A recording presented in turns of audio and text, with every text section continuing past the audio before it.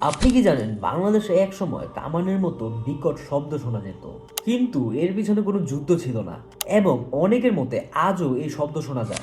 আসলে আমি ঊনবিংশ শতাব্দীর কথা বলতেছি, যখন বাংলাদেশের বরিশাল অঞ্চলে এইরকম রহস্যময় শব্দ শোনা যেত।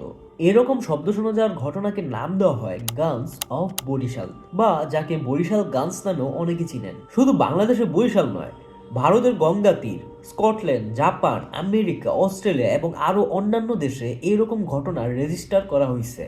এই যে শব্দ শোনা যায়, এটা কিন্তু কোনো ঢেউ বা বজ্রপাতের মতো নয়, বরং শব্দটা অনেকটা এরকম যে কামান থেকে গোলা ছুড়লে যেরকম আওয়াজ হয় ঠিক সেই রকম। এই শব্দটা অনেক সময় একবার বা অনেক সময় কেউ কেউ 2 থেকে 3বারও শুনতে পায়। 1870 সালে বরিশালের এমন ঘটনা প্রথমবারের মতো রেজিস্টার করা হয়। ব্রিটিশরা তখন ভেবেছিল হয়তো পাইরেটসরা নদীপথ থেকে হামলা করেছে, কিন্তু এরকম কোনো প্রমাণই পাওয়া যায় নাই। ভূমিকম্প, গ্যাস বিস্ফোরণ, মৃত আগ্নেয়গিরি, অনেক রকম থিওরি রয়েছে অনেকের, কিন্তু কোনো থিওরিকে আজ পর্যন্ত 100% নিশ্চিত করা হয় নাই। তাই আজও বরিশালের দ্য বরিশাল গানস ফেনোমেনা একটা রহস্যময় ঘটনা ছাড়া আর কিছুই না। তো আপনি কি মনে করেন এই বিষয়টা নিয়ে অবশ্যই জানাবেন। আর বরিশাল থেকে আমার এই ভিডিওটা যারা দেখছেন, অবশ্যই দ্য বরিশাল গানস নিয়ে কিছু বলে যাবেন। আর আমার এই চ্যানেলটা এখনো যারা সাবস্ক্রাইব করেন নাই, অবশ্যই সাবস্ক্রাইব করে দিবেন।